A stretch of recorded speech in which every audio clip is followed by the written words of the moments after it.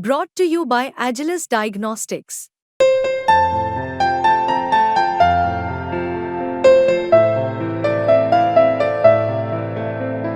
Agilus Diagnostics.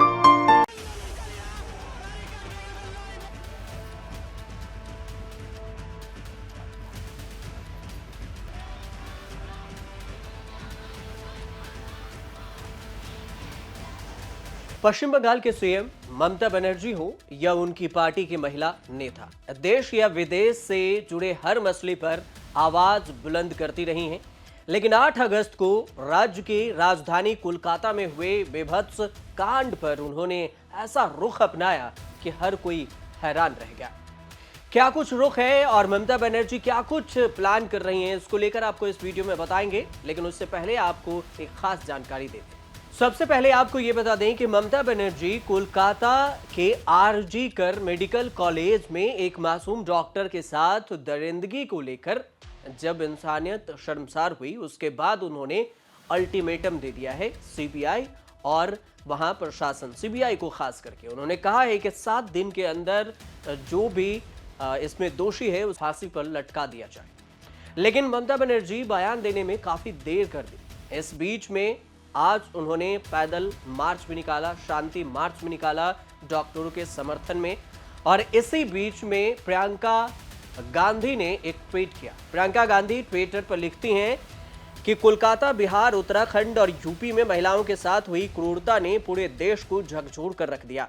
इस समय देश भर की महिलाएं दुखी और गुस्से में हैं। जब भी ऐसी घटनाएं होती हैं तो देश की महिलाएं देखती हैं कि सरकारें क्या कर रही है, उनकी बातों और उपायों में कितनी गंभीरता है। जहां भी महिलाओं की सुरक्षा को लेकर सख्त संदेश देने की जरूरत हुई, वहां आरोपियों को बचाने की कोशिश की गई।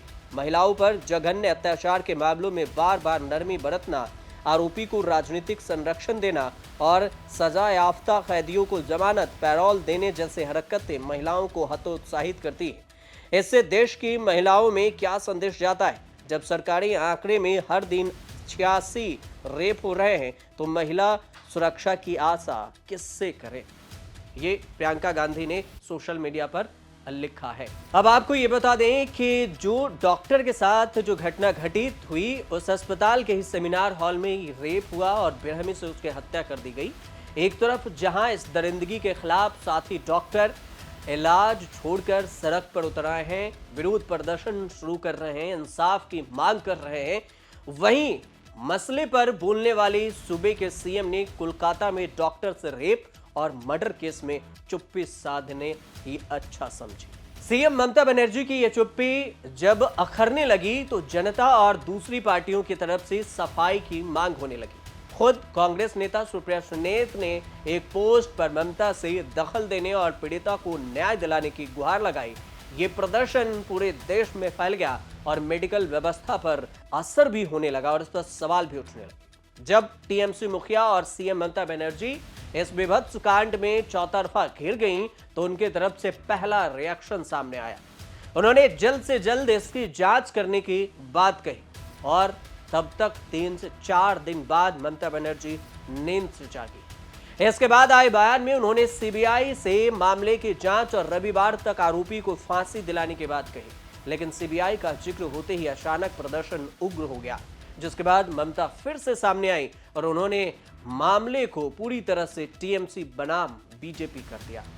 मतलब सीधे राजनीति। देखिए कि कैसे कुछ ही दिनों के अंतराल में सीएम ने कितनी बातें कह डाली है और कैसे उन्होंने बयान बदलते रहे। आप ये बयान सुनिए। पुलिस যত তাড়াতাড়ি সম্ভব দোষীদের গ্রেফতার করবে আর রবিবার পর্যন্ত যদি তারা কোন কিনারা করতে না পারেন, কারণ ভেতরেও তো অনেকে আছে, তাহলে এই কেসটা আমরা আমাদের হাতে রাখবো না, আমরা সিবিআই কে দিয়ে দেব। এবং যারা এই ব্যাপারটা প্রতিবাদ করছেন রাজনৈতিক চক্রান্তে না গিয়ে, রাজনীতিক ছোবলে কামড় না দিয়ে সঠিক অর্থে ফাঁসি হোক দোষীদের এবং আগামী রবিবারের মধ্যে সিবিআই কে ফাঁসির ব্যবস্থা করতে হবে এবং পুরোপুরি তদন্ত উদ্ঘাটিত করতে হবে। যদিও আমাদের কলকাতা পুলিশ তদন্তের 90% করে দিয়েছে। আমি ছাত্রছাত্রীদের কোনো দোষ দিচ্ছি না, বহিরাগত কিছু রাজনৈতিক লোক যারা বাংলায় অশান্তি করতে চান, বাম এবং রাম, তারা একত্রিত হয়ে এই গন্ডগোলটা করেছে। যে ক্ষতি হয়েছে কালকে আরজি করে, যারা এই তাণ্ডব করেছে, তারা কিন্তু ছাত্র আন্দোলনের সাথে, এই আরজি করে ছাত্র আন্দোলনের সাথে যুক্ত নয়, তারা আউটসাইডার আমার যতদূর মনে হয়। আমি যতটুকু ভিডিও দেখতে পেয়েছি, কারো হাতে ন্যাশনাল ফ্ল্যাগ, তারা হচ্ছে বিজেপি, আর কারো হাতে ডিওয়াইএফ এর সাদা লাল ফ্ল্যাग। सीएम ने दावा किया कि मेडिकल कॉलेज में हमला करने वाली भीड़ बीजेपी और वाम दलों के समर्थकों की थी। अब सीएम की तरफ से आए वाम और राम वाले बयान के बाद न्याय दिलाने के लिए शुरू होने वाली लड़ाई राजनीति के चक्रव्यूह में फंस गई। बीजेपी से लेकर दूसरे नेताओं ने हमले शुरू कर दिए। अधीर रंजन चौधरी से लेकर गिरिराज सिंह ने ममता को ही लपेट दिया और बिहार के राजनीति में तेजी से उभरे चिराग पासवान ने भी ममता बनर्जी को कटघरे में खड़ा करके और जवाब पूछ दिया। आप सारे घटना को आम लोगों के सामने घुमा फिरा के, तोड़ के, मोड़ के आप पेश करना चाहते हैं, क्योंकि आम लोगों की निगाहों में आप और आपके पार्टी निर्दोष साबित हो सके, बस यही आपका मंशा है। इसमें राम और बाम की कोई मतलब नहीं है। अगर राम करे, ये लक्ष्मण करे, ये राम करे, ये रहीम करे, किसी को बख्शाने के लिए किसी ने आपको नहीं कुछ किए हैं। दोषी को गिरफ्तार करो, दोषी को पकड़ाओ और सख्त सख्त सजा दिया जाए, न्याय दिलाया जाए, यही आंदोलनकारी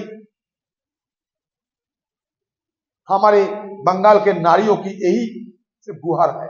ममता दीदी राम, शांति और सद्भाव के प्रतीक हैं, तो वहीं अन्याय रूपी रावण, त्रिजटा, तारका, सुपनेखा का भी नाश किया है। इसलिए अब बंगाल में अन्याय रूपी रावण, तारिका, सुपनेखा का वध होना तय है। राम सद्भाव के प्रतीक हैं। आप माटी और मानुष भूल चुकी है। ये जिम्मेदारी ममता बनर्जी जी की खुद की बनती है ना, उनकी सरकार की जिम्मेदारी बनती है। पहले तो जो घटना घटी उसको रोकने में आप पूरी तरीके से नाकामयाब रही। आपकी सरकार, आपका शासन, आपका प्रशासन पूरी तरीके से नाकामयाब रहा। आपके रहते हुए, एक महिला मुख्यमंत्री के रहते हुए इस तरीके की घृणित घटना को वहां पे अंजाम दिया गया। उसके बाद सबूतों को मिटाने की सोच के साथ आधी रात के बाद जिस तरीके से हजारों की संख्या में असामाजिक तत्व वहां पर घुसे, जिस तरीके से उन्होंने तोड़फोड़ वहां पर करने का काम किया, ये अपने में दर्शाता है कि कोई तो है जो किसी को बचाना चाहता है।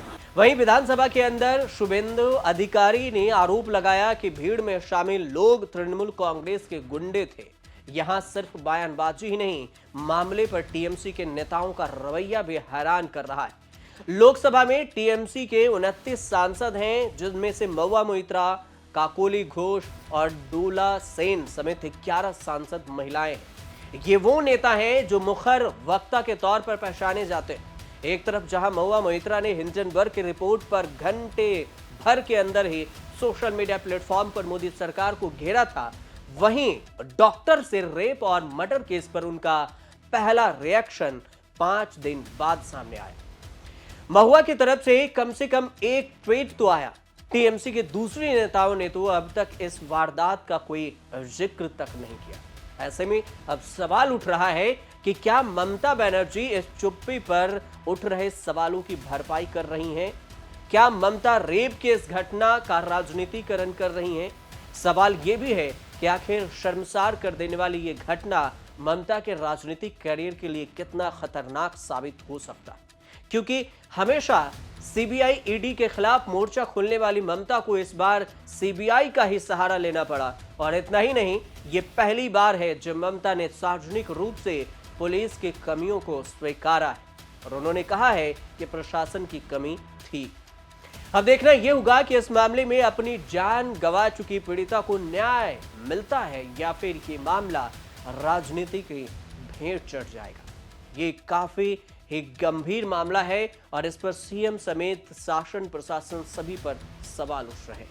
आप देखते रहिए न्यूज़ तक।